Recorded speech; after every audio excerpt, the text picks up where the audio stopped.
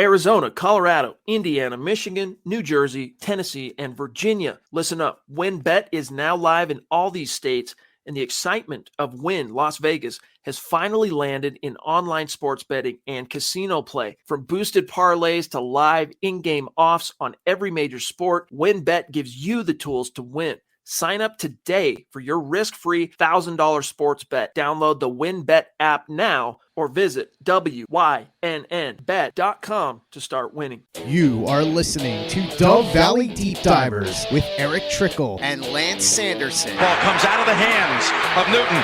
It's on the ground, picked up by T.J. Ward at the 4-yard line. Vaughn Miller did it again. On Overtime Media. Mile high hello, everybody in Broncos country. Welcome into another episode of the Dove Valley Deep Divers podcast. I'm your host, Lance Sanderson, and joining me, as per usual, is my good friend and colleague. He is Mile High Huddle senior NFL draft analyst, the one and only Erick Trickel. Erick, man, tough game coming up this week. There's a lot of storylines to discuss about the Broncos and the Raiders coming up this week. Obviously, both teams coming in at 3-2. The Raiders look like they're in some turmoil, but the Broncos aren't necessarily faring much better, with a lot of criticisms going all around the media and around the NFL world in general regarding this coaching staff. So before we get into that, man, how you doing? I'm going. It's been a long week. I know you wanted to grab, but I'm going to grab that comment real quick. Joseph Malinowski came in and said, "Hey, Broncos country, you can't watch tonight. Need a favor. My friend's mom, she's my second mom, is in the hospital with blood clots in her lungs and chest. Could be her last night. Please pray. God bless. Thanks." Well, Joseph, your second mom is definitely in our thoughts and prayers. Yeah. Absolutely. And I understand what you're going through. My mom was diagnosed with cancer on Monday night. And I got the text message just before we went live that she's in surgery right now to hopefully remove it and hopefully be good. So you definitely have our thoughts and prayers are with you and your friend's mom. Yeah, absolutely. To you, Joseph, and to Erick, to you. And I know there's some other stuff going on behind the scenes, and I don't want to get into any of that. But you especially, everybody especially, but you especially are definitely in my family's thoughts and prayers, and especially mine. Don't want to start off on a somber note, but Joseph, to you as well, thoughts and prayers to your friend's mom, your second mom, and to everybody that might be going through a difficult time right now. And we're here for a distraction for everybody. That's what we do here on the Dove Valley Deep Divers podcast. We bring you guys a lot of great football commentary, some interesting takes regarding the Denver Broncos, and hopefully get you away for, even if it is only just an hour, but get you away from what's going on in the real world, because there's obviously a lot more bigger things going on than just football. So for us to be able to, for you to come here and listen to us talk football and interact with us and everything, we definitely appreciate that. And hopefully we can offer you guys just a little break from the real world. And Erick, I know you need this as much as everybody else does. So again, thank you for joining us. But guys, we're going to break down some stuff regarding the Broncos and the Broncos coaching staff. But before we get into that really fast, got to do the matters of business and say hello to everybody in the chat here in just a second. But guys, make sure you guys are following us on Twitter by finding me at Sanderson MHH, for Erick at Erick Trickel. Shout out to Scott Kennedy behind the scenes running the 1s and 2s at Scout Kennedy as well. Also, guys, make sure you're following at Mile High Huddle for instant news and analysis on your Denver Broncos. You're going to get film breakdowns, opinion articles, literally any news that comes out regarding Denver Broncos. You're going to find it at Mile High Huddle. Chad, do you have the Chad's sitting behind the scenes too? Shout out to Chad doing the Lord's work and keeping the site up and running, even though he's on vacation. At Chad N. Jensen, by the way, guys, on Twitter, you can find him. The Stars update, we're still kind of working on that, but this month, guys, we're trying to get another 250,000 stars from everybody on the Facebook side of things. We're going to be giving away a Pat Surtain jersey at the end of this month. I'm not sure who won the Von Miller jersey last month, but I can't remember the entire deal. It's been kind of a rough day. There we go. Now we've got here it is, a 37% complete, 93,000 stars, 250,000 stars total. We'll get you guys into that Pat Surtain jersey. What's the day? So we're about halfway through the month. So we still got some work to do, guys. Randy Jones leading the way up there, 11,500 stars. Mrs. Moody, Michael Ronquillo in the house as well. Shane Daniels.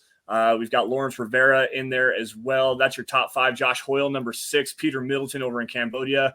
Travis Weber, Andrew Lampe, and Mike Reno round out your top 10. I'm not sure, Scott, do you have the Facebook or the YouTube supporters here? There we go. Michaela Parker, the Duchess of the Mile High Huddle community, in the very first place after a very generous donation late last night. Mark from Georgia in there as well. Christy, the queen of MHH, the ladies doing all the heavy lifting right now. Naj Altaf, pleasure to meet that guy. Seth Harmon, round out your top 5. That top 5 is also going to be put into the giveaway for the Pat Surtain jersey. Now, with that, guys, again, welcome into the Dove Valley Deep Divers podcast. Today, we're going to be talking about this coaching staff and what they need to do to cool the seats just a little bit, because pretty much everyone in Broncos country is up in arms with the way that this coaching staff has allowed this team to perform after starting off the season 3-0. Now, Eric, I'm going to let you take it away here really fast. We'll start off with Vic Fangio, the head coach, the guy running the show. What are the biggest things that he needs to do to cool his seat off just a little bit? It might not be like blazing hot, but it's definitely getting warm. Listen up, Broncos country. TickPick should be your first choice to buy football tickets because they save fans money by never charging any service fees ever. TickPick is the exclusive ticketing partner for the Huddle Up podcast and the Blue Wire Network. Denver Broncos football is finally back, and there's no need to exhaust yourself searching all over the internet to find Broncos tickets anymore, because TickPick, that's TickPick, is the original no-fee ticket site and the only one you'll ever need as your go-to for all NFL tickets. TickPick got rid of all those awful service fees that the other ticket sites charge, which lets them guarantee the best prices on all of their NFL tickets. Don't believe it? If you can find better prices for the same seats on another ticket site, TickPick will give you 110% of the difference in the purchase price. That's right, guys. When we were searching for tickets for the MHH meet and greet for week 3 at home, Broncos versus Jets, TickPick had us locked down. So visit tickpick.com/huddle today and use the promo code HUDDLE to save $10 on your first order of Broncos tickets. Well, I mean, besides winning, that's the biggest and most obvious thing that any coach who's on the hot seat can do is win. Besides that, the team's just got to stop looking so unprepared for the matchups, especially against the more threatening opponents like the Baltimore Ravens and the Pittsburgh Steelers. They came out such slow starts, looking so unprepared, outmatched, outclassed, and that's got to stop. They got to start a little bit hotter on offense and on defense. He's got to make what adjustments that need to be made between games, especially with a short week coming up. Like it's not going to be easy for him, and he's a coach who seems to be stuck. Not so much like, what's the right wording here? Not super stuck in his old ways, but still has a lot of the old ways that are just kind of stuck with him that he's just not kind of pulling away from. Some things he has, and we just got to continue to see that growth from him as a head coach. And at this point, you got to start wondering to yourself, is like, are we actually going to see it? He's still making similar mistakes that he made when his first year as a rookie head coach. And while his defense is doing a mostly solid job so far this season, they've had their inconsistencies that, for being such a bright defensive mind coach, that you just don't want to see, allowing such big plays to the Ravens multiple times, allowing the Steelers offense to run all over them when the only real threat was Najee Harris, and just do what basically manhandle that defense. Kyle Fuller getting picked on. Like, you kind of gotta figure out ways to keep that from happening. Yeah, I'm going to elaborate on that just a little bit. Andrew Lampe jumping in and dropping some stars, saying good evening, Andrew, and thank you again for joining us tonight. Let's give a shout out to a bunch of other people in here. We've got Michael Ronquillo in the house on Facebook, Antonio Aragon, Pat Shermer has to go. We'll get to that conversation here in just a little bit. Big E Bronco, what's up, my dude? J.R. Whitehead as well. Obviously, Peter Middleton in the house, shouting out all the stars. We got a bunch of them lining up here soon. So here we go. Why is Reed ahead of Cooper? I'm surprised that they've not been mixing that up with the lack of production on that side. Eric? Well, I mean, Reed's just ahead of Cooper. Cooper, there's still a lot that Cooper's got to grow on. He's not getting, I mean, when he goes on there, even from Reed, you can see a major step back in the performance of the defense on that side, the defensive front, when Cooper goes out there. He's just not up there yet. I mean, he had a great preseason, yeah, but he was beating up on guys who weren't starters, and it's really showed now that he's going against starters. He just isn't ready yet. Well, and a big part of that is the functional strength that he has right now is just not up to the NFL standard. He's not very good in the running game for the most part. He does a fairly decent job of getting off of blocks, and he's using his athleticism still, but he's got to grow into that bigger role. I mean, he had the heart palpitation issues that kind of sidelined him over the summer for a little bit. He's a 7th round draft pick. He had the talent to be in at least probably the top 4 rounds, but still, he's a rookie. You got to let this kid just take his lumps. He's getting a lot of playing time from everything that I've seen. I think he's getting like 20 snaps a game or something like that. Like, he's actually on the field a lot more. It's just like Erick said, that drop off from Malik Reed to Jonathan Cooper is that great, and the drop off from Von Miller to Andre Mintz, who's been rotating in for him, is even worse. Like, these young guys have to start to develop a little bit faster, but you can't really blame them. They're rookies in the NFL. Josh Hoyle jumping in here. Go Broncos. # Broncos country. We appreciate the stars there, buddy. Lawrence Rivera, nothing to say, just showing some love, but we appreciate you as always for joining us tonight. Now, I want to go. Oh, Gary Leeds Palmer jumping in here as well. Hello, Lance, Erick, and Broncos country. Hello, Gary. Pleasure to see you in the house as well tonight. Peter Middleton. So who is to blame for the defense? Is that Vic Fangio? I'm going to go back to kind of something that you said here just a second ago, and the team being unprepared. I'm not necessarily sure that I agree with that, but also I do. The way that I kind of elaborated it on Twitter the other day was that they're not unprepared. They're very well prepared in bad game plans. Like, so they're doing what the coaches are asking them to do.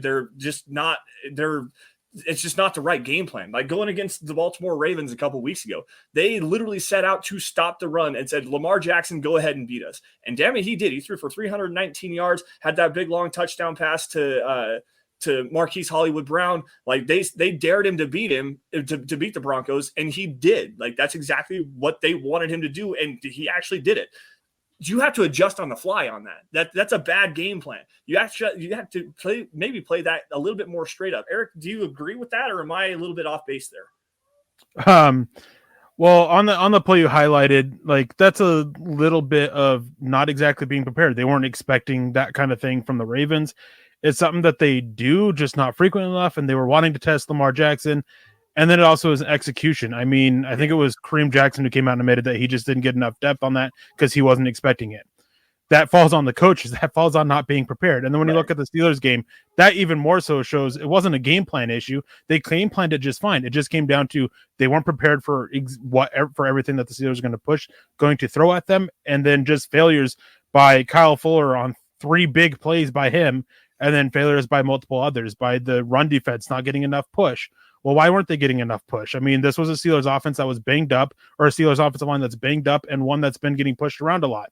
Like, there was no reason for that, and that just falls down to that they entered the game unprepared. I don't know, with the Steelers game in particular, I don't know if the players were like overlooking the Steelers for some reason or what, but there was definitely an issue of it that they just got them off to a slow start.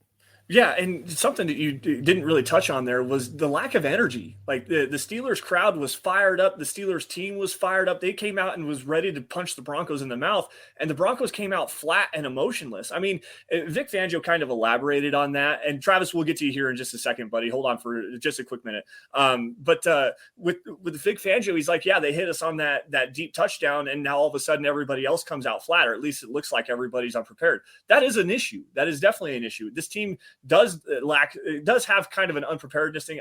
Like I said, I think it's more well prepared in bad game plans, but the lack of execution is the big thing. Kyle Fuller obviously is a guy getting targeted a lot. Kareem Jackson looks like he's lost a step.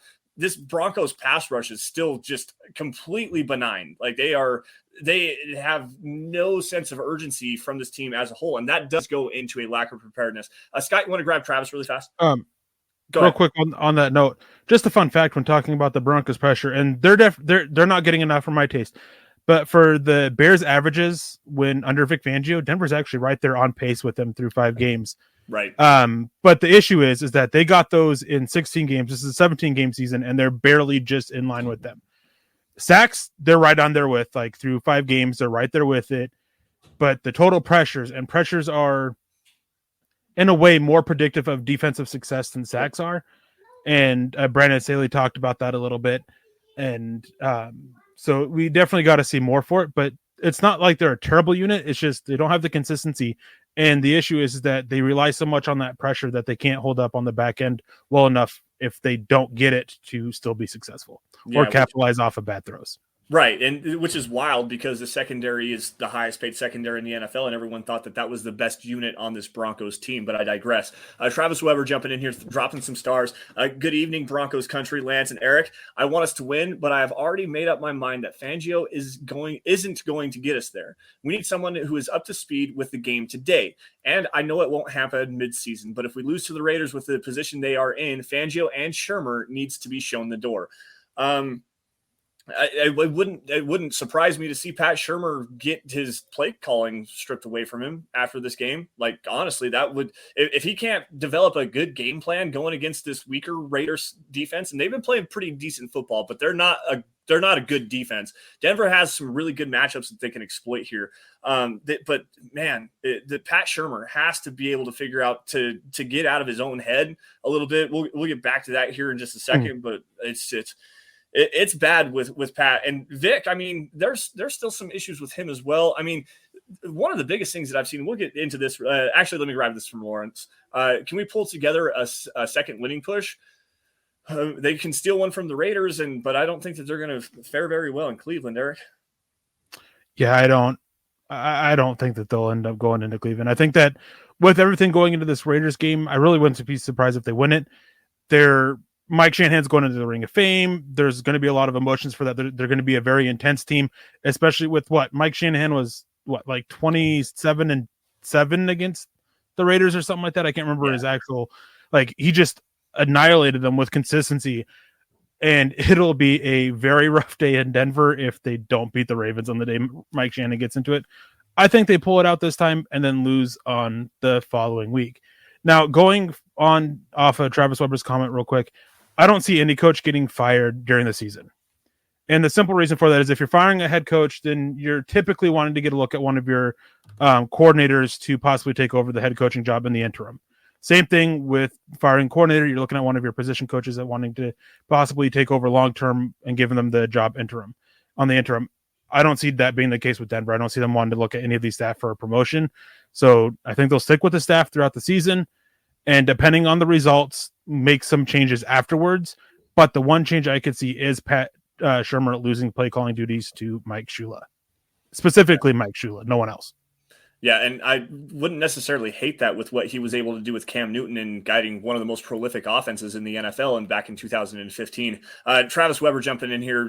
Prayers and positive thoughts sent to Eric and also to Joseph Malinowski, who came in early and said that his second mother is having some serious health issues. Again, prayers to both of you guys. Antonio Aragon with a $20 super chat. Have to pull out a win for Mike Shanahan. Score predictions? Check out the Mile High Huddle Roundtable. I predicted a blowout. That's just my personal thing. Do you guys plan on doing another meet and greet? I missed you guys and would like another opportunity. Not this year, but it does sound like we want to try to do that every year, at least one time. I know that there was rumblings a couple of years ago when the draft was going to be in Vegas that we were going to try to get everybody down to Vegas to go to the NFL draft. So keep your ear to the ground on that one. There might be some more announcements coming soon, but I cannot definitively say anything to that as of this particular moment. But thank you, Antonio, for your support. To get back to our conversation at hand, Eric, you talked about the lack of preparation and the team just looking, lost at times and stuff like that. The biggest thing to me is Vic Fangio has to stop trying to be the smartest man in the room. Like when he talks to him, go ahead. I don't think that's the issue with Vic Fangio. I think that's the issue with Pat Shermer. Well, Pat Shermer thinks he's a genius when really he's not. Right. I have an article up that just absolutely rips him to shreds about that. He wants to be some super smart offensive play caller, and he's not. Sometimes his play designs are great. It's just the timing of calling them, the failure to set up defenses to end up with that gotcha play a little bit later. He just doesn't do that. Goes away from the run when it's working, and then sticks with the run when it's not. It's just he tries to be the smartest man in the room, and he just isn't. Well, and I was actually going to get to that as well for Pat Shermer, but to me, it's like anytime you sit down and you have a discussion with Vic Fangio, as far as the media is concerned, and you can find all of this information, guys, like go to the Broncos Twitter page and they literally will show all of the press conferences, and you listen to him answer these questions, and it's half belittling, quite honestly. It's like, you guys don't know what you're talking about. You're asking all these questions, but you really don't understand the game of football. I really want to just like scream through my phone or my radio or wherever I'm listening to it and say, dude, the NFL is more accessible to the general population than it has ever been right now. You have Game Pass. Yeah, it costs $100 a year to be able to use it, but you can get all 22 coaches film. You can watch highlight videos for days if you want to. You can get advanced analytics and scouting grades and performance evaluations from literally anywhere. You come into the press conference and you're saying, you know, well, we were in man against the Pittsburgh Steelers, or we were in zone against the Pittsburgh Steelers on that play where Von Miller was lined up against Chase Claypool. Run back to the all 22. They're in cover 2 man underneath in base. They were in zone. I disagree. I thought it was. They were in zone. Nope. They got pulled. Von Miller got pulled over because they were in zone.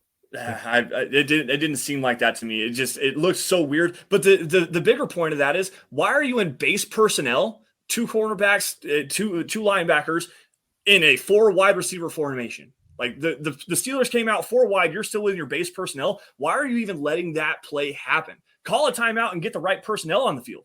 Like that's okay. Game management issues. Well, no, it's not, because then if he calls a timeout and it still doesn't work, then he's just going to get blasted for calling the timeout there and wasting it. Like it was a lose-lose situation. They got caught with their pants down and they got burned for it. Yeah, so you've got to have enough awareness to be able to stop that situation from happening, and then tell the truth. Come back and be like, okay, so what happened? What if the media says, why did you call that timeout late in the third quarter against what? We had a bad matchup on the field, and we wanted to alleviate that, so we called a timeout to get us into the right formation, get the personnel the right way, and we went and attacked them again. Tell the truth. Don't try to just belittle the media and lie to everyone saying this is what it was. It doesn't necessarily appear that way, Vic. Go back to the game film and watch it. Like, yeah, I think you're just taking his comments a little bit out of context and everything like that. Reading his response and stuff, I don't get the sense that he's like trying to belittle the media or anything like that. And while he's not being 100% honest, find me a coach who is. Like, there isn't. Well, and that's and fair. I mean, as I said, he was stuck in that situation with Von Miller on Claypool. It was a lose-lose situation. I mean, the only way that it was mostly a lose situation. Only way it wouldn't have is if they did whatever and the defense ended up getting the stop. That was the only way that he was going to come out unscathed. Calling a timeout, whatever, like, as long as they failed to play, he was going to get flack for that. I mean, it's just Fangio deserves plenty of blame for some of his answers. But I mean, like, yeah, I just don't see that he's belittling the media or anything like that, or belittling people. I wasn't necessarily trying to mean it like that. It's just like there are some other answers that he'll give, you know, and say that it does sound like you don't necessarily know what you're talking about. It goes into Pat Shurmur as well. And if we want to dive right into that, it's stop for Pat Shurmur. Let me grab this from Peter really fast. Let's have rose-tinted glasses on. What have the Broncos got going for them that will let them win against the Raiders and the Browns? Our coaches aren't doing great, but the players are playing well, even with the injuries. I really want to talk positively about the Broncos. And I mean, that's a good point. So what do they have going for them that will help them get a win? They have so much talent on both sides of the ball. Teddy Bridgewater, I know that he's getting a lot of blame for it, but he's been mostly playing well with issues around him. The Raiders are a team that is leaderless at the moment. So there's ways they can go out and win. They've gotten beaten down twice in a row, basically. So there's going to be some pride on the line here for some of these players. Kyle Fuller, especially. I think that the Browns is going to be much more difficult, but they do have the issues that Baker Mayfield, he's not playing exactly outstanding football or great football. He's just kind of being what Baker Mayfield is. He is what he is at this point. So yeah, it's definitely a possibility that they can go out and win both these games. I just find it unlikely. They have the ability to. And here's the thing, for as much crap as we give the coaches, is both of them, Pat Shurmur and Vic Fangio, have had some really great moments this season. Pat Shurmur has had some amazing play calls and play designs. Mm-hmm. It's just not with consistency yet. So maybe he taps into that a little bit more consistency. Maybe he taps into tries to stop being the smartest man in the room and trying to make a point with the running game like he did over the last 2 weeks. Mm-hmm. Things like that. So there's a possibility of it, but it's just going to have to take some growth from the coaches a little bit. Yeah, and I don't disagree with anything that you just said there. I really don't. Pat Shurmur, there have been a lot of really clever designs from his passing schemes. It doesn't seem like it still just doesn't seem like they're using the personnel, especially the personnel they have right now with Jerry Jeudy and KJ Hamler not playing. They're not utilizing the personnel that they have to maximize the potential of this offense, even with the guys they still have. I mean, Cortland Sutton is still a great wide receiver. Tim Patrick is playing amazing football as well. He's like over 100 targets without a drop. Like this is he's playing great football. But where's Noah Fant at? Like, why are Can't they not get open Okay, so go ahead on that. against the Steelers? Like, he should have been able to get open a lot more. He looks like he's just not 100% out there. He was dealing with that lower leg injury. I don't know if it's bother him or not. He just is struggling to get separation. And in the NFL, separation is really the name of the game, and that's where Noah Fant's strong suit is. He's not a guy who's going to make contested catches. That's never been his game going back to Iowa. Right. He's not being used. He's not being targeted because he's not getting open enough. And we all know Teddy Bridgewater, his strengths and weaknesses. He's not going to try to force it to to Noah Fant. And so it's leading them from going away from him. This is a issue with Pat Shurmur, though. He's got to try to do some play designs to try to help get Noah Fant open, and we haven't seen those yet. Right. But I mean, Noah Fant here is like, he is not living up to the first round pick that he was used to be. No, he is quickly fading, and it's gotten to the point where possibly he shouldn't even be a top 2 tight end on this team because his blocking is absolutely atrocious. Right. Like, I could think of 2 good blocks off the top of my head, and the rest, like, so many terrible ones. Like, it's just, he's got to step it up himself if he wants to be used more. And I don't disagree with that, but it just seemed like against the Steelers, they were using him as a chip defender, or as a chip blocker to try to help out against TJ Watt, which obviously, why wouldn't you want to do something like that? But they really rarely even tried to target him or get him going vertically in the passing game until the fourth quarter when he finally started getting targeted. Like, I don't disagree with you. He's not playing to the potential that he has as a first-round pick, but manufacture some touches for the guy. I mean, the Raiders have a highly athletic guy in Darren Waller, and they manufacture targets for him by using him correctly in the passing game, understanding his limitations as a blocker, even though he might be a better blocker than Noah Fant is, to tell you the truth. But they understand that's one of our best offensive weapons, and we're going to use him the way that he needs to be properly utilized. And we might see some more of that with Greg Olsen this week calling the plays for the Raiders against the Broncos. Like, he really likes to target the tight ends. It's a guy that brought in Julius Thomas when he was the offensive coordinator down in Jacksonville. So, like, there's a certain amount of play. The play from Noah Fant is very frustrating, and I understand that. But there's also a little bit of criticism that needs to be gone towards Pat Shurmur by not having him run the seams, not having him run those deep crossing routes. Instead of using him as a check down and a dump down safety valve kind of a guy, start utilizing the athleticism that you have with him. It just doesn't make any sense to me. They do. He isn't getting open. Oh, okay. That's really what it comes down to. Like, they can do more to manufacture touches for him to help him get separation.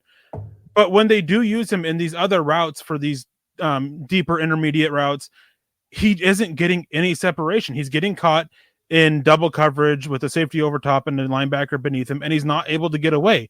I know he's playing injured and he's been having that injury and everything like that, but I mean, like, that's going to start up a whole nother conversation with Noah Fant, because every year of his career, we're dealing with injuries from him. Yep. And like, at some point, everyone plays in the NFL plays with an injury.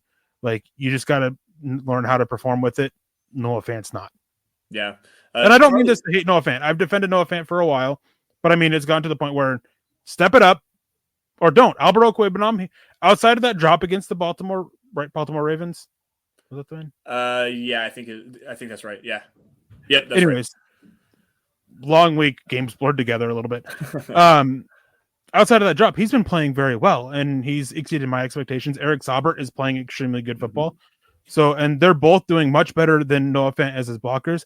I will say the biggest issue that the Broncos are doing over the last 2 weeks that really falls on Pat Shurmur when it comes to the play calls and not using the players right is his insistent use of 11 personnel when they're down their two of their top four receivers, and they still have two really good tight ends, even with Albert Okwuegbunam hurt. Like, with how bad Denver is out of 11 personnel, stop it. They've been so effective playing out of 12 and 13 personnel. Start using that a little bit more. I know, like, especially with their receivers hurt so bad. Yeah, it goes into another thing here. The Broncos have two really good short yardage running backs in Melvin Gordon and Javonte Williams.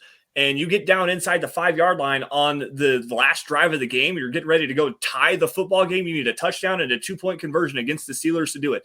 And you throw the ball 4 times, including a goal line fade to Deontay Spencer. Shout out to Charlie Beagle for pointing that out in the chat. What are you doing? You have Tim Patrick and you have Cortland Sutton, two high-quality jump ball receivers, and you call goal line fade for Deontay Spencer. That's a terrible utilization of the personnel that you have on hands. You need to be at least try to run the football one time in that situation. You're at like the 3-yard line. What are you doing? Like, it just doesn't make any sense. Now, I can get a point about the run game not being effective in short yardage situations. The offensive line wasn't blocking particularly very well. It was still being at least utilized correctly and effective, at least in the second half anyways. Why are you not utilizing the personnel that you have to the best of their abilities and putting your team in an opportunity to succeed? It doesn't make sense to me. He tries to explain it away too. You know, we want to stick to the running game. It just wasn't being effective. This is against the Baltimore Ravens. We want to utilize the running game. It just wasn't being effective. You were running at 6 yards to carry. You were actually gashing the Ravens defense. You ran the ball 9 times in the first half and 4 times in the second half. Get out of here with that. We want to be committed to the running game. It just wasn't working. No, you weren't committed to the running game because you just didn't call those plays. Then the next week, to shut the media up, you came out, you ran run, pass on every single possession in the first half except for the very last one. And just to prove a point, well, it's not effective. It's not actually working. No, get creative with your play calling and stop being a douche. Sorry, that's my hot take for tonight. And on that, we had somebody talk about it. What Trimmer actually said about that Deontay Spencer fade with 22 seconds remaining was he was an outlet in that situation. Everybody that runs routes has an opportunity to catch a ball. He was in there and had the corner out. We threw it to him, but we just didn't connect. There were 2 under routes and we had a short post on the backside. There were other places to go with the ball first. That just happened to be where it went. So it sounds like that wasn't the actual intention of where to go with the ball. That just happened to be where Teddy was. And watching the play, when Teddy actually goes to wind up and throws, Deontay Spencer has the opening for it. That wasn't a bad throw. It failed. But like you got to watch the play here a little bit and realize like, when Teddy goes to make that throw, it wasn't a bad throw. The defender just closed, and I still don't like the decision. I don't like the play call there with using Spencer in that way exactly. I don't like Teddy's decision there, but it is what it is. That's one of those plays where it's like I don't want to rip him for it, but at the same time, like I'm not gonna go super hard in defending him. That's really what I was trying to get at. So you have this play call, and that's the design. You have the outlet, and you put Deontay Spencer in that role.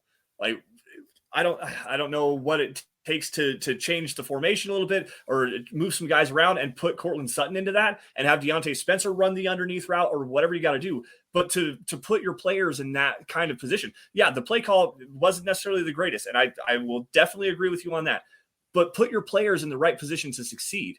Say, all right, Deontay, you're going to run the crossing route. We want Cortland Sutton running the fade. We're going to throw it up to you, let the big body go and get it. And Deontay Spencer actually did have a good opening. It was a bad throw by Bridgewater. And I'm using a little bit of some hindsight being 20/20. But still, it goes back to the same point. Why are you not utilizing the personnel that you have in the correct ways?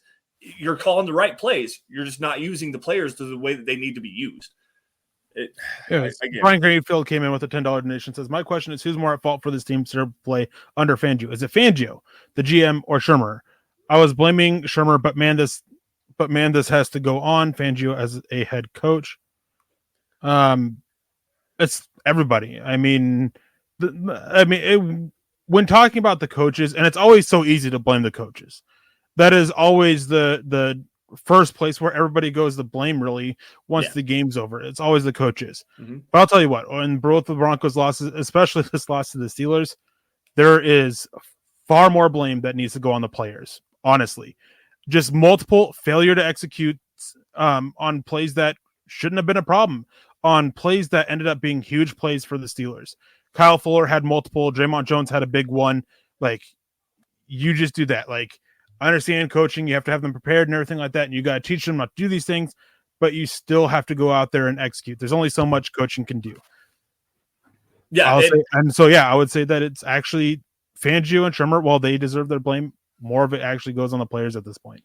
Well, and you're absolutely right on that. And I'm not going to disagree with you, because the players have to execute the plays that are being called. Now you can get into it a little bit deeper, and you can say, well, you're not utilizing your players correctly. It doesn't matter. Those players still have to go out there and execute their assignments. And Vic Fangio has actually said that multiple different times. It was bad execution. It was bad technique on this play. We've got to do a better job of coaching those players. Those players have to be more responsive to that coaching as well. So it's a two-way fold. But again, it goes right back to saying that the players have to execute what they're being asked to do. And those guys just simply aren't doing it in a lot of different aspects. I mean, there's some issues up front with the offensive line not being able to sustain blocks in the running games, and you can see that it's definitely out there. Kyle Fuller, Kareem Jackson not holding true to their responsibilities, dropping down underneath. They just look like they've lost a step. There's a lot that goes into it, and yeah, as Scott actually astutely points out, it's easy to replace one or two coaches. It's really hard to replace 53 players, so it's easier to blame the coaches than the players. Well, that needs to be a conversation with everyone as well. I'd also say that part of that too is that there's a lot more connection from fans to the players and coaching staffs outside of Mike Shanahan. But I actually won't go down that road because I know that'll get me a lot of hate. But yeah, there's always seems to be, outside of a few, more connection to players than any coach. Yeah. Brian Greenfield jumping in here. Brian, good to see you, man. Been a while since we've seen you. I don't remember seeing you last week. It might be 2 or 3 weeks now. But I feel that Vic Fangio is coaching scared, and he has a right to be. I don't necessarily disagree with that, because the media, the fan base right now is kind of up in arms, and there's been a lot of issues with Vic, and coaching scared and is it's hard for me to say that. I will say that he is coaching to not lose rather than coaching to win. That's a big thing with him. I wouldn't say he's coaching scared, and I don't think I would put it exactly that he's coaching not to lose. But really that's the easiest way to say it, is that he's coaching not to lose, but it's not exactly fitting with what's going on with him. He's coaching to try to keep his job. Yeah. And in all honesty, like, the play calls from the defense, they haven't been terrible. It's just come down to execution, and effort and stuff like that. So I don't know. It's a little bit rough there. It's a hard question to answer, quite honestly, because it's so multifaceted. I will say that Vic's game management for the most part this season has actually been a lot better, other than the one issue I had again with the whole Von Miller and Claypool thing. We won't go back into that. But as far as his game management regarding timeout usage has been a lot better. That's the big thing, is he's at least making the right steps in the right direction right now. And to say that he's just coaching scared is not necessarily very accurate. I'm not exactly sure the best way to put that. So sorry about that. Peter Middleton jumping in here. Why then are the players playing negatively after such a strong start? Did they believe the hype too much? Yes. I think that there's a lot of that. I do think there is a lot of that, especially after coming out 3-0. You dominated the teams that you needed to dominate, but then you fell flat on your face, especially against the Ravens offensively, specifically. And there's some coaching aspect to that as well. But a big thing is you listen to some of the players, and when they're talking, post game, they're doing their interviews and stuff like that, even through the week. I mean, there's a lot of guys, especially specifically to that Ravens game, that really questioned that game plan, especially defensively, to instead of play them more straight up, to sell out everything against the run, play some team first football and everything. They didn't necessarily like that. So is there maybe time for a discussion about the coaches losing the locker room a little bit, or is that too hyperbolic? Yeah, there's no reason to have that discussion anytime soon. Okay. Michael Ronquillo jumping in here. Great show tonight on Dove Valley Deep Divers. Go Broncos and go Michael. Thank you for your support, buddy. We appreciate that. So let's flip the script just a little bit. Let's go to the defensive side of the football. Ed Donatel, for for what he is really a glorified game planner. Vic Fangio calls the defense, but as far as the game plans are concerned, and this goes back into what I was kind of just saying, stick to what you know, stick to what you do best, and maybe dial it up a little bit. Dial up what you do best and make it work the right way. Eric, you're probably going to defeat me on this one, but where are the real true twists and stunts from the front four? Like, why are we not getting some more consistent pressure? Is it just from guys not winning their one-on-one battles? Is it a bad scheme design? Are they not just trying to dial up enough pressure using some manufactured pressure, blitzes, and some twist and stunt schemes? Well, there was a lot there. To your question, there's doing stunts and twists often. They still do it at probably, I can't remember exactly. I know it's one of the highest rates in the NFL still. Okay. They're when they blitz, it's very effective. They blitz not super frequently, but not infrequently either. They're about middle of the pack, I believe. I'd have to double check on that. Comes down to is they're not winning one-on-ones. Shelby Harris is struggling to get pressure. Mm-hmm. Malik Reed is getting basically owned outside of the Jets game. That allows them to do enough to slow down Von Miller and Draymond Jones. Like until Malik Reed and Shelby Harris start winning one-on-one more often, like it's going to be an issue to be consistent with it. Yeah. So going to the backside into the secondary and stuff like that, I've actually been pretty impressed with the way that Donatel's kind of scheming some stuff up, and Vic Fangio is doing a pretty decent job. It's just a lot of the player execution side of things. They're still running that quarters match stuff, but they're running some 2-man. They're running a lot of man stuff as well. They're mixing up this coverage scheme, which makes it even more difficult to defend against. Eric, do you have anything else to kind of elaborate on that? Sorry, what was your question? The way that they're scheming up the secondary just a little bit. They're using some players a little bit differently. They're running some more complex coverages. Obviously the quarters match stuff, but they're using a lot of cover 6. They're using some 2-man looks. They're using even some cover 3 stuff where they'll rotate a safety down into the box, specifically Kareem Jackson, and get him closer to the line of scrimmage and stuff. And it's all pre or post snap rotations and stuff like that. Am I wrong in that, or is this secondary running a lot more combination stuff? They're running a pretty good mix up of stuff. I actually have a tweet that I got to go find that will actually talk about specifically that question. So give me a second. Here we go. All right. So the Broncos, they are a little bit towards the top of it for cover 2, but they're also running a lot of man 1. Those are their 2 main coverages. Cover 3 and cover 4 are right there with it, along with some man 2. They're at the bottom of Tampa 2 and towards the bottom. Well, in terms of rate, they're up there with man 0, but it's a lot of cover 2 and a lot of man 1. Sorry, I totally lost my train of thought there. I just saw a comment from Peter Middleton. He says there's few coaches that I would definitely keep though. I wanted to kind of break down into that. Eric, go ahead.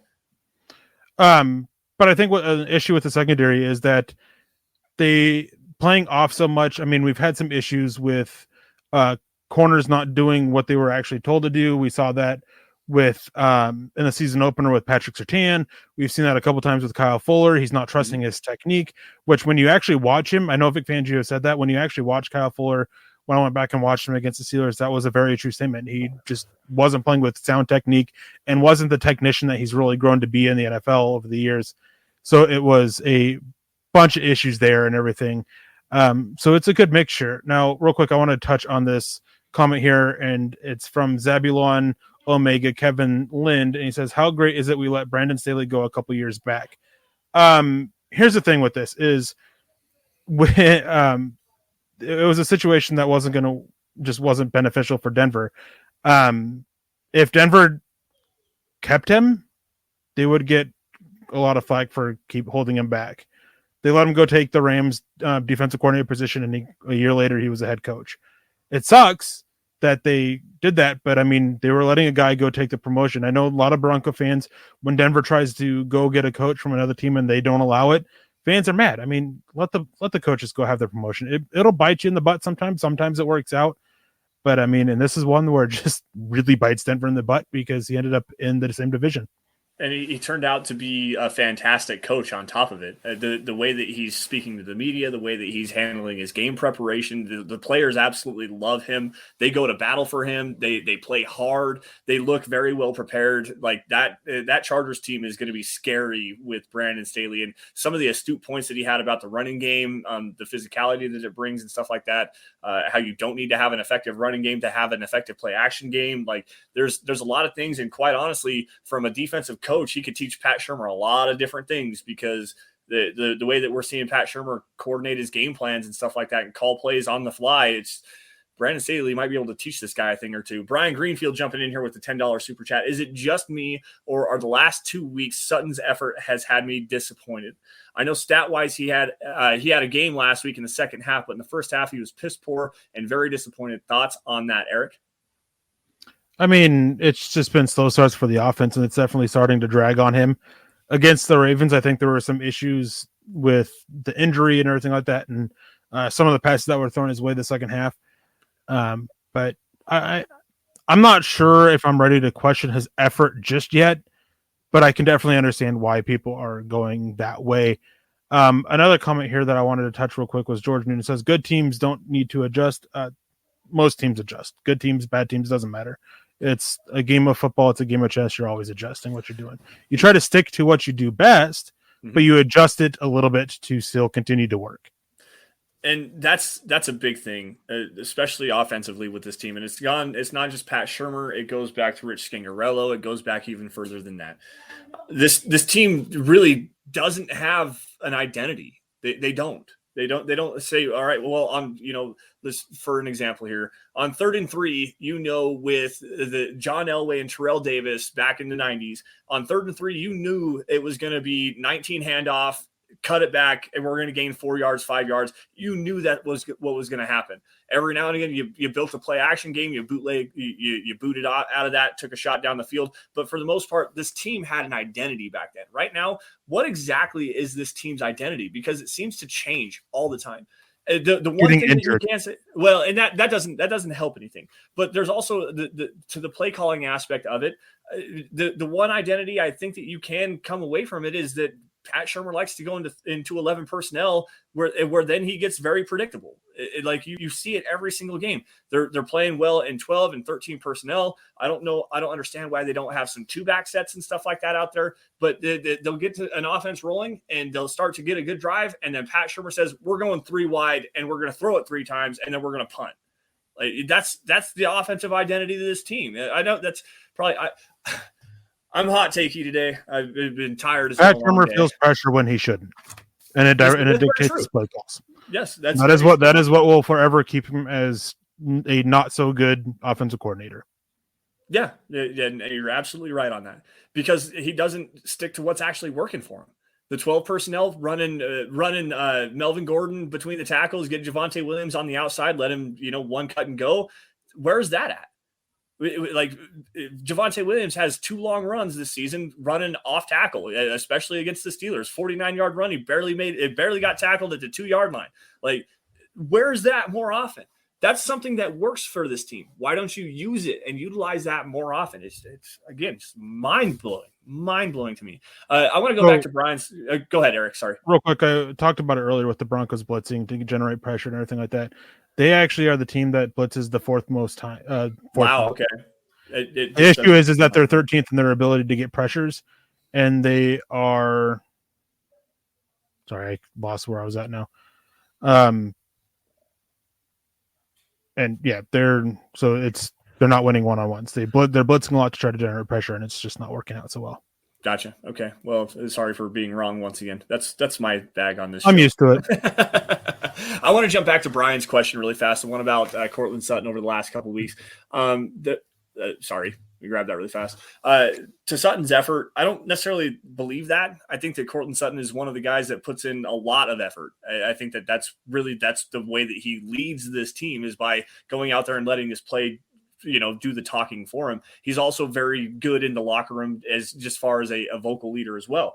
I think there's still some issues with coming back off that ACL tear, and Erick kind of elaborated on that. There was only maybe one or two plays where it's like, I'm not sure exactly what was going on with that, but it doesn't seem like you're exploding out of your break. There was one specifically against the Ravens on an in-breaking route where he didn't come out hard, and Bridgewater actually threw to a spot expecting Sutton to be there, and he wasn't there. So I don't want to really elaborate more on that. There is some merit to that claim, but at the same time, I think it's a little bit off base because Cortland Sutton is a team leader for a reason. It's because his play does a large volume of the speaking for him.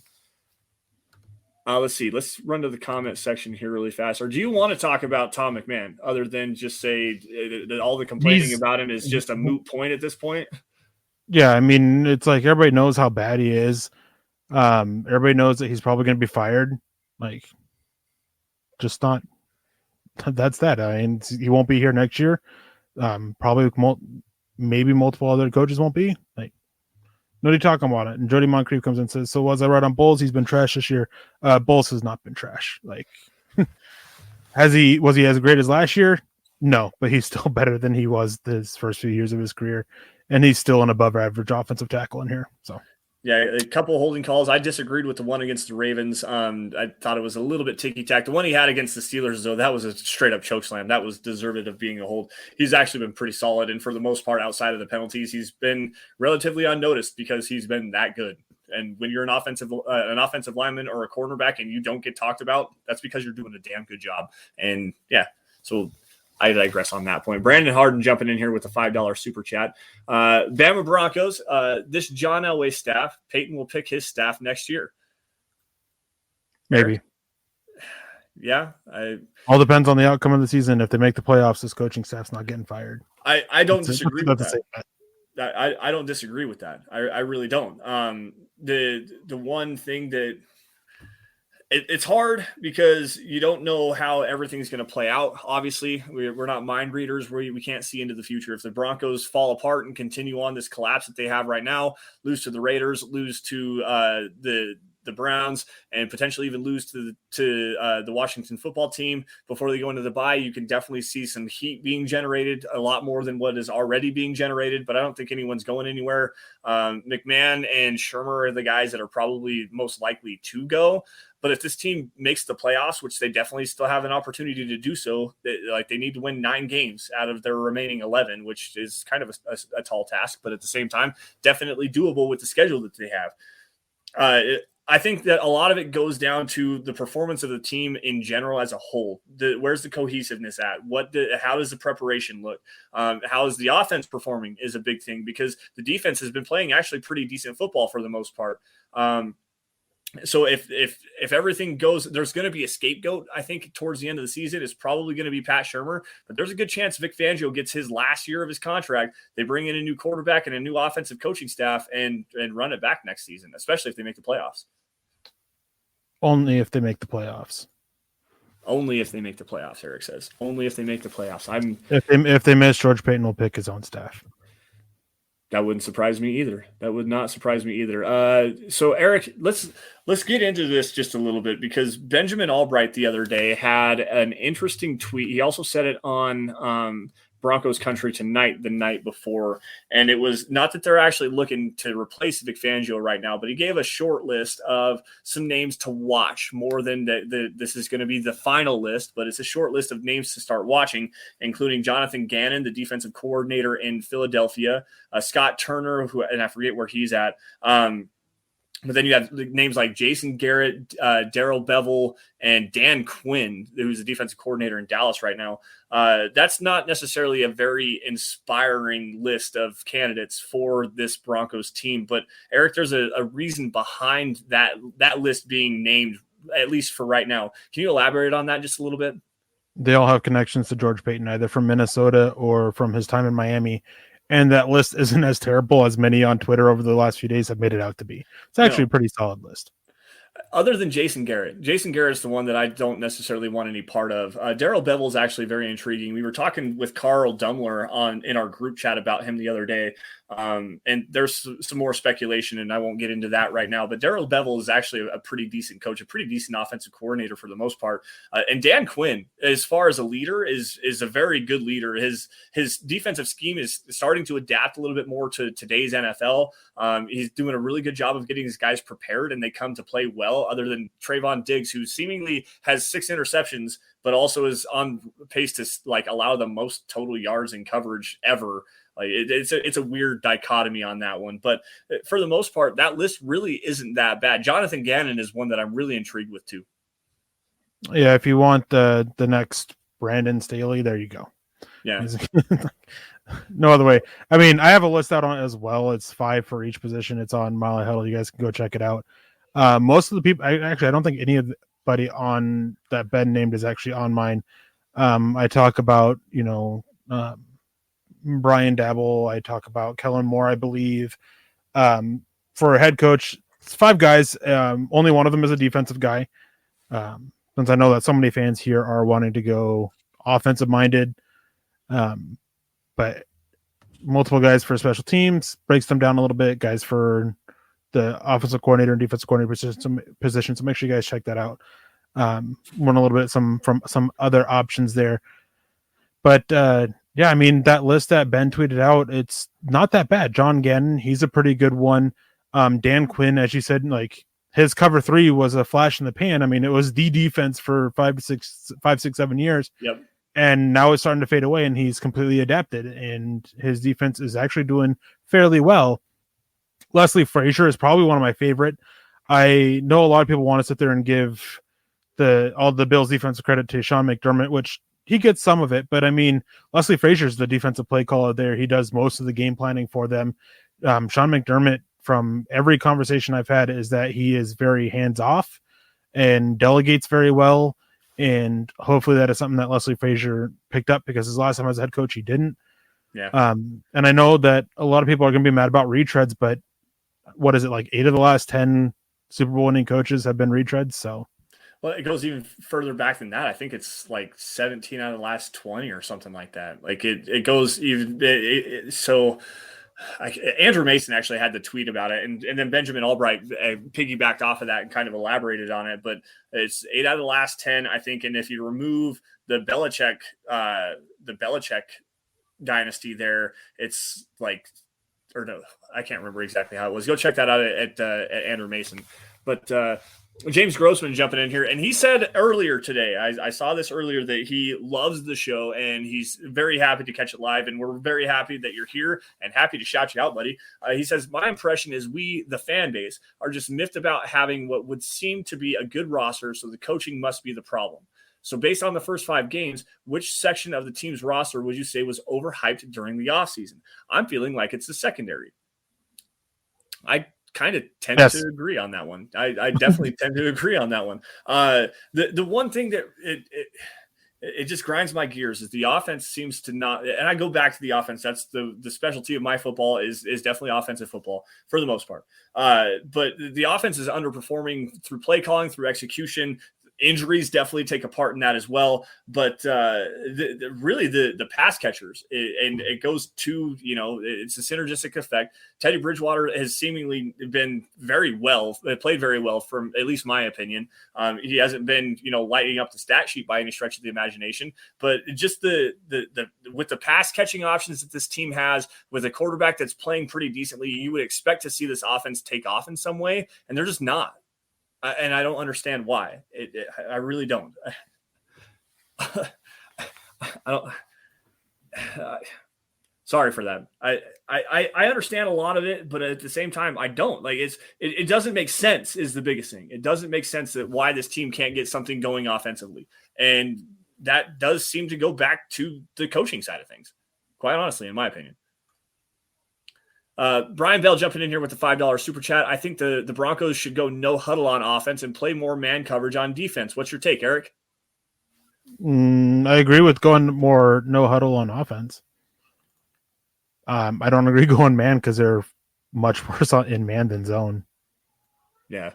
From an efficiency standpoint anyways. And to be fair, they are mostly man right now, running it a much higher percentage of the time. What did you say? So 2-man was the one, or was it cover 2? Cover 2 is the cover 2. They use cover 2 and man 1, I think, about evenly. Yeah. Let's run back to the comment section and see if I can't find something like that. DBA jumping in here. Is Munchak an overrated offensive line guru, or is the personnel just too bad for him to make anything out of it? The personnel's too bad for him to make anything out of it. I was when he gets players with potential, he's able to help and develop them. I mean, we saw what he did with Garrett Bowles, and yes, Garrett Bowles, he regressed towards the mean a little bit. I don't think people should be surprised by that. He's not he just last year was an outlier, and honestly, what he's paid is still worth, because he got drastically underpaid at the time of when he got paid for how his play was. Dalton Reisner doesn't fit what the Broncos want to do offensively. Lloyd Cushenberry, not even going to touch that. I mean, he's doing all right. Graham Glasgow is just solid. Like, he's got his issues. He's overpaid. Like, he's playing injured a lot. Quinn Miners is showing potential, and then they just can't figure out anything at right tackle. Like, he's doing what he can, but like, you can give a guy a turd to polish, and it's still going to be a turd. That's true. And I mean, technically you can polish a turd. They proved that on Mythbusters, by the way. No, I agree with you, Eric, on that one. Actually, the offensive line for the majority of what we've seen has played quite honestly above their skill level. It hasn't been terrible by any stretch of the imagination. Teddy Bridgewater, as far as holding the football, does that a little bit too much. He takes some sacks that he doesn't need to take. There's been some scheme issues in there as well, specifically, and communication issues there, specifically on that sack that Teddy Bridgewater took in the Pittsburgh game in the red zone, where they ran kind of a delayed blitz with Devin Bush, and he came inside the tackle, and Javonte Williams and Bobby Massey both took the edge defender and let Bush come free up the middle of the field. That was seemingly a big communication issue, but for the most part, this offensive line really hasn't played terribly as far as in pass protection, and they've been doing a lot better of a job in the running game than people want to give them credit for. I don't know how to explain it anymore. Like, there's things to work with here. Why isn't it working? It's just a lot of it, especially against the run. It's one or two players fail. It happens to be consistently Dalton Reisner and Lloyd Cushenberry when they're both out there. Jody Moncrief came in and said Q Minor was horrible in pass protection.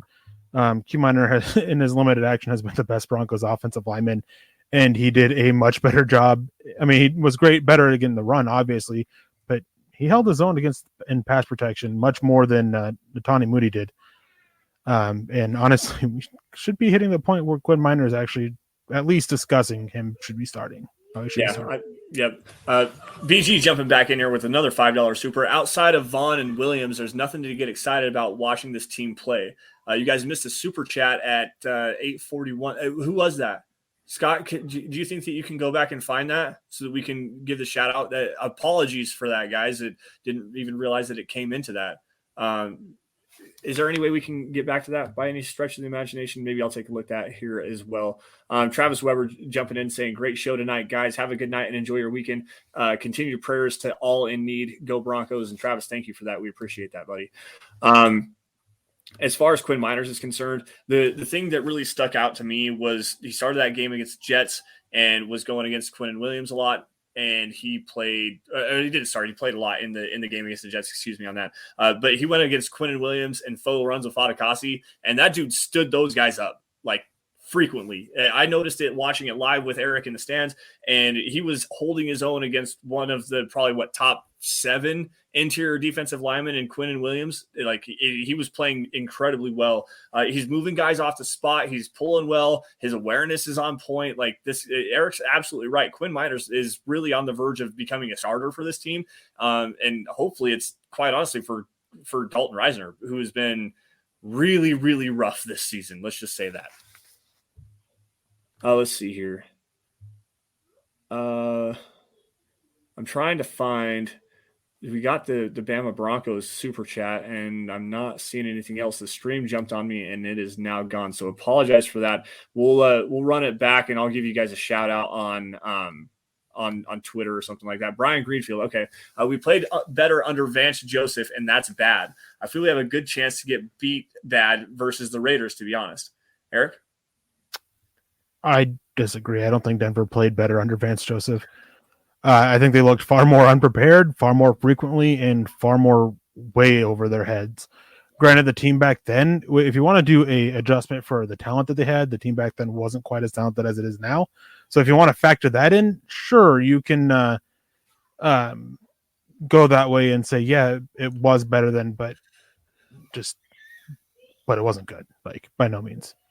No, what Vance is doing with the personnel that he has down there in Arizona right now is actually quite incredible. That defense is playing pretty well from what I understand. Budda Baker looks to be great. Chandler Jones is just off the charts. That guy had 5 sacks in a game in week 1. So, but he's dialing up some interesting concepts defensively. He's like adapting very well with his game plans. They're allowing a lot of yards. I will say that they do allow a lot of yards. But quite honestly, they make key plays in key situations. And if you're going to be that kind of a defense where where you're allowing big plays and allowing points to be scored, getting yourself off of the field when you have to, that's what you need to have. And that goes into coaching, that goes into execution of the play calls that are being designed. And quite honestly, Vance Joseph is doing a good job of getting his guys prepared defensively right now. So can't blame on the guy. Just want to grab this. Says that's because Joseph ran more man. No, he didn't. Wasn't it more? It was like 2-man and cover 3, wasn't it? It was zone heavy. Remember. He ran different variations of zone coverage over like 70% of the time, 60% of the time, something like that. No, gotcha. Let's take another run at the chat. We're at an hour now, guys, so I think we're gonna get out of here unless there's something. I got to grab my favorite person in the chat, Jody Moncrief, because we love to go back and forth about the offensive line. Q Miners and Moody are good run blocking, but pass protection needs help. Quinn Miners has the second highest pass blocking efficiency among offensive linemen this year. He's done a fantastic job as a pass blocker. And he's done very well as a run defender. Are there a couple plays? Of course there are. I mean, there always are going to be some bad plays. There was one against the Baltimore Ravens where Calais Campbell just came like a shot out of a cannon and just shoved Miners over. I mean, it's going to be an issue, but yeah, Miners has done extremely well for the Broncos when he's been out there. I think a big part of it is the good flashes are just silent flashes. Like you don't necessarily notice him. You got to really slow it down, pay attention, and watch him. But the bad flashes are bad. The thing is that you don't notice offensive linemen's play 90% of the time unless it's bad. Right. And that's what it is. I mean, because then it ends up leading to a blown up run play or a sack or something like that. So it's just so much easier to notice that you have to actually be actively watching the offensive line to really notice how well a player is playing. And like I said, slow it down, take another good look, check the hand placement and stuff like that. And Miners has actually been playing pretty well in that aspect. There's not a lot of mistakes, but the mistakes that he does make are very, very noticeable. And like Eric said, that one play against Calais Campbell, there was another play against the Jets. I think it was Folo Fatukasi who blew him up and pushed him back a couple of yards and ended up I think that was a tackle for loss. There's been some other issues with him as well, but he's a rookie. But in the flashes that he has in the positive light are very, very good. Like he's playing good football, and for a rookie to come in, step in, offer a little bit of an impact, even as a rotational offensive lineman and coming in as a backup, you can't hate the guy. You really can't. He's playing pretty damn good football. Anyways, I think it's time we get out of here. Okay, we're 6 6 in, or an hour 6 in. So. Okay, sounds good. With that, guys, we're going to shut her down with the Dove Valley Deep Divers podcast tonight. Scott, I got the controls here. You guys can follow us on Twitter by finding me at Sanderson MHH. Wait, where's this banner at? There we go. At Sanderson MHH. For Eric, at Erick Trickel. For Scott, at Scout Kennedy. Also, guys, while you're at it, make sure you follow at DVDD_pod. That's the podcast account where you're going to find out what we're talking about every single week. Also, guys, at Mile High Huddle. That's the mother account. That's where you're going to get breaking news and analysis on your Denver Broncos. Anything that hits milehighhuddle.com is going to be posted there. And anything regarding the Huddle Up Podcast Network, you're going to find that there as well. So at Mile High High Huddle for film breakdowns, opinion articles, anything regarding your Denver Broncos. Facebook supporters, make sure you go to facebook.com/Mile High Huddle. Click that blue Become a Supporter button where you're going to find premium content like the Trickel Zone, which airs every Saturday at noon. Now, Eric, what do you have planned for the Trickel Zone this week? Actually not sure. I got to get with Chad being on vacation and what's going on in my personal life. We're not sure what's going on. I'm not sure what's going on with the Trickel Zone at the moment. And for personal reasons, it might actually being temporarily canceled. Not sure yet. I got to talk to Chad and we'll figure out. Okay. Well, and again, that goes out to you. You have your own family, personal issues you have to get taken care of, and we don't blame you on that. So we'll put a pause on the Trickel Zone for now. But anyways, guys, you're going to get Kelberman's Corner and Broncos Book Club with Chad Jensen every Sunday as well. Guys, if you're financially able to do so, head on over to huddleuppod.com. That's the merch booth. That's where you're going to get yourself a hat. You get a T-shirt if you want one. There's a face mask, a coffee cup. There's actually another coffee cup for the Broncos for breakfast with Scott Kennedy and Nick Kendall. Check that out. I need to get one of those, by the way. There's a face mask, a onesie for your baby if that suits your fancy, anything for the guys, for the gals, anything to suit your fancy. That's where you're going to get it at huddleuppod.com. And guys, if you're not financially able to do so, not be a super chat or become a supporter on Facebook, or just getting merch is not necessarily your bag. Everybody should be subscribed to Mile High Huddle on every platform, YouTube, Facebook, Twitter, Twitch. Subscribe. If you guys like the content, make sure you like every single video, like every single article, like all the tweets and everything like that. And if you love it, share it. Get it in front of as many Broncos fans as possible, because that is the most organic way you can help the Dove Valley Deep Divers podcast and also Mile High Huddle in general expand and grow, because without your guys' support, we could not do what we do best, which is cover your Denver Broncos. Now, with that, Eric, I'm going to take one more quick scan through the comment section. But before we leave, any last words, buddy? Yeah, just remember that football's football. I mean, we're all fans of it. We all love it. But remember that family should always come first. Yeah, absolutely, man. We're gonna get out of here with that. Sorry to the rest of the chat. I definitely feel what's going on here. You all stay safe and take care. Have a great rest of your weekend, and we'll talk to you guys next week, same time, same place. And as always, go Broncos. You've been listening to the Huddle Up Podcast. Join Broncos Country's deep divers at milehighhuddle.com to keep the conversation going.